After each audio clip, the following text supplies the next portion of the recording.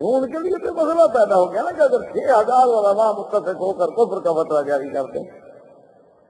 تو جنگ تو اپنی جگہ رہی، ہم تو ویسے جنگ ہار گئے، اور اگر وہ کفر کا فتویٰ جاری نہ کریں تو وہ کہتے ہیں ہم تو لڑتے نہیں، ہم تو مسلمانوں کے خلاف کبھی نہیں لڑیں گے، اسلام کے خلاف کون لڑ سکتا ہے؟ تو ایک سنت پر عمل کرنے کا جو اللہ کے نبی کا حکم ہے اس کا کتنا بہتر ہوئی کہ دونوں الحمدللہ ذرا تھم گئے، اور اللہ پاک کرے کہ دونوں کو اللہ اصلاح کی توفیق عطا فرمائے، کیونکہ ہم اس لڑائیوں کے جھگڑوں کے متحمل نہیں ہو سکتے، امت اسلام کو ابھی اتنا وقت نہیں پڑ سکتا۔ تو خیر یہ سارے انتظامات کرنے کے بعد حضور صلی اللہ علیہ وسلم جب باہر نکلے تو کافر آپ کے گھر کے باہر کھڑے تھے، حضور پاک نے مٹی دی، سورۃ یاسین کی آیات مبارک پڑھی،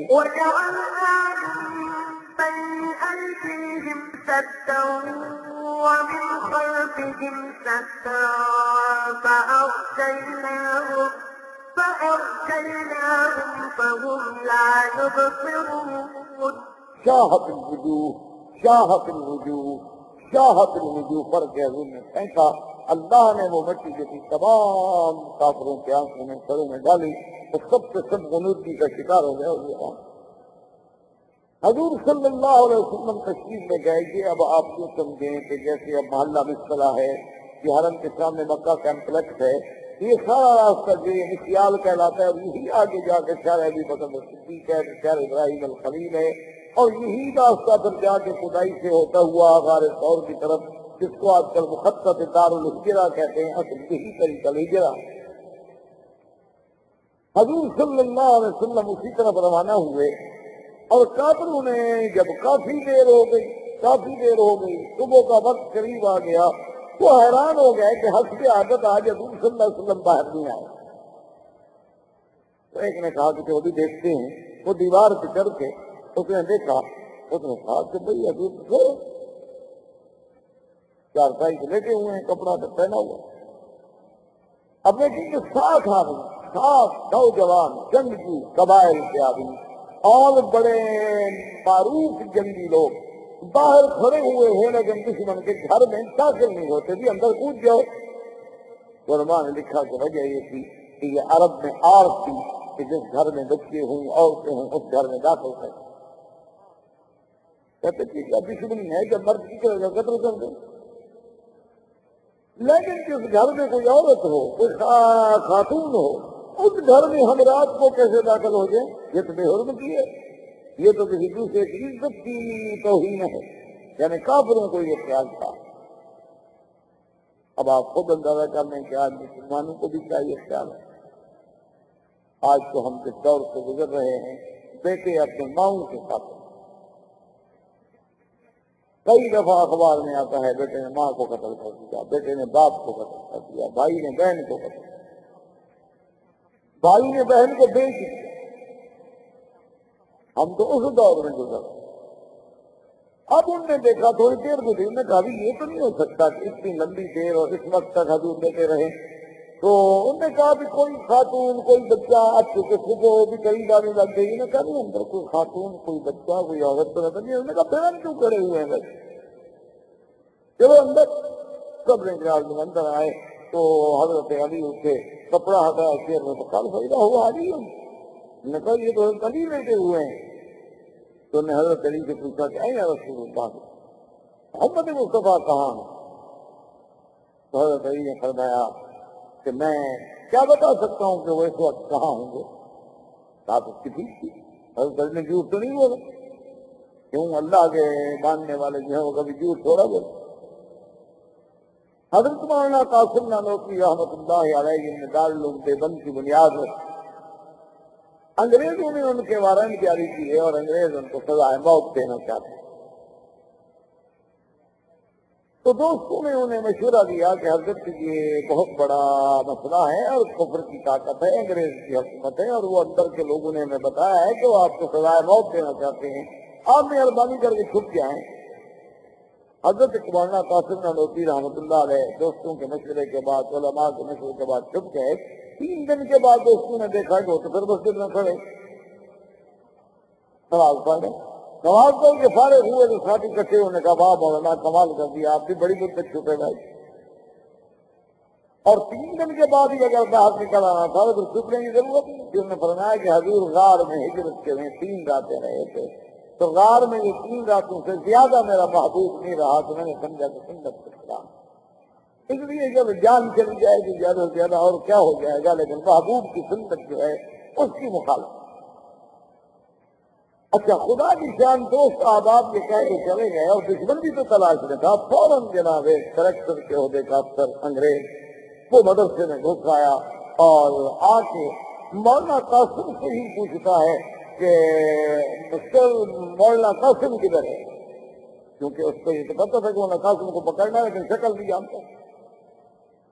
تو مولانا قاسم رحمۃ اللہ علیہ، نانوتوی رحمۃ اللہ علیہ جہاں کھڑے تھے 2 قدم ذرا پیچھے ہٹ کے فرمایا ابھی تو یہی تھے،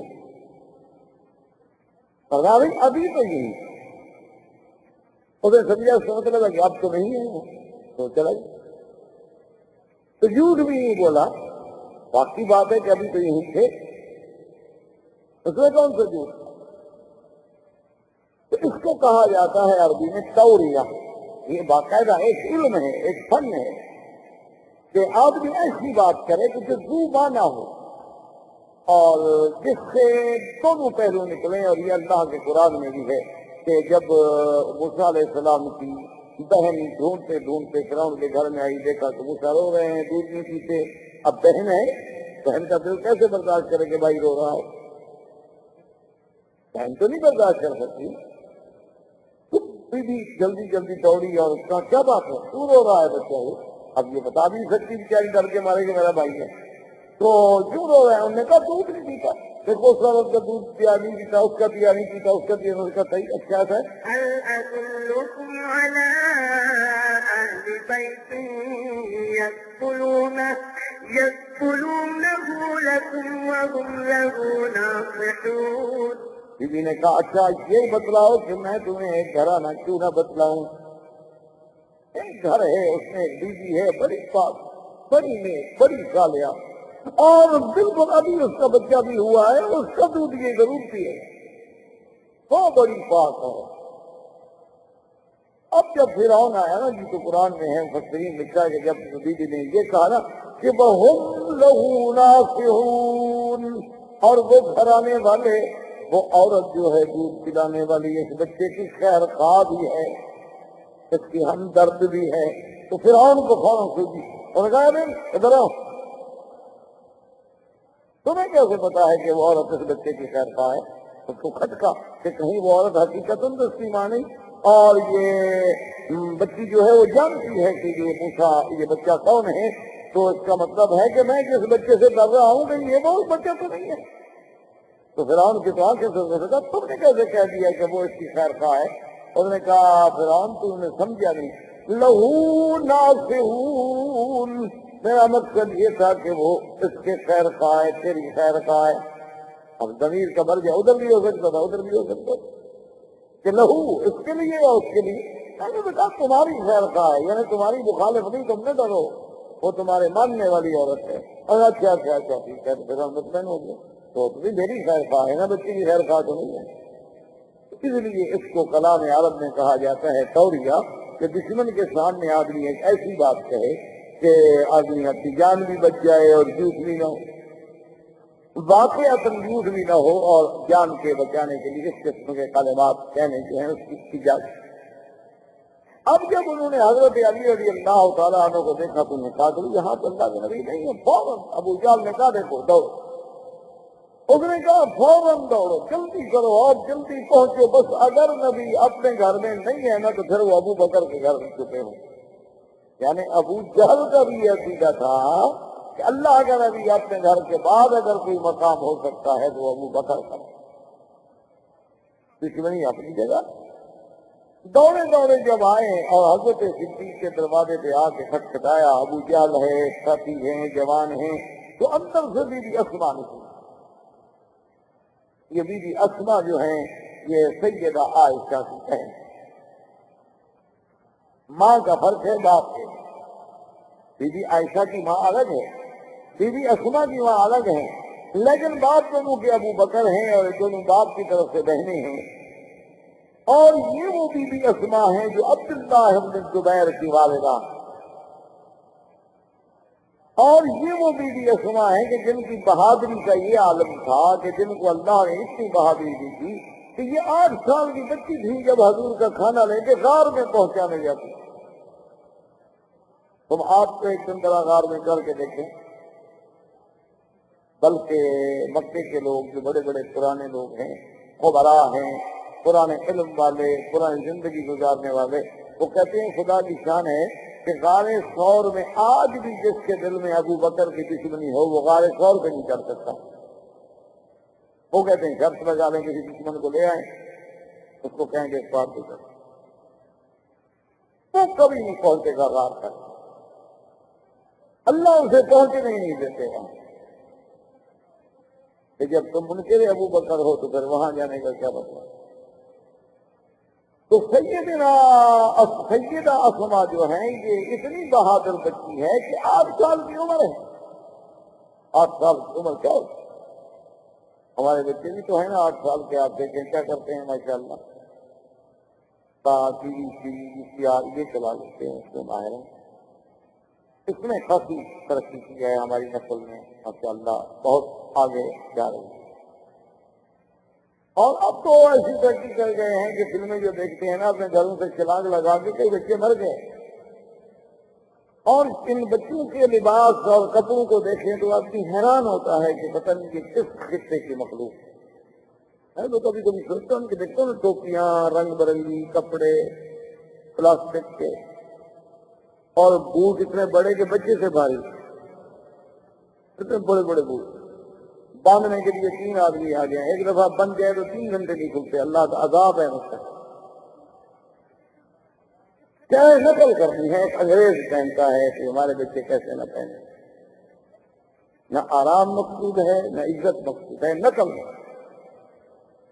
وہ بدبخت اگر آج دھونے ہیں اور بال سب صاف کرا دینا، دیکھ لیں گے آپ 4 دن کے بعد ہی سب صاف۔ ہاں بچی سمجھتی ہے، لیکن 8 سال کی بچی ہے، دیکھو بات نکلی تو ابو جہل جیسا آدمی، ابو جہل 6 فٹ سے بھی لمبا آدمی، اور بڑا قداور، بڑا زوردار، بڑا ڈیپ ڈالر۔ اس نے کہا کہ سنا این ابو کی، تمہارا باپ کہاں ہے؟ وَأَيْنَ رَسُولُ اللَّهِ،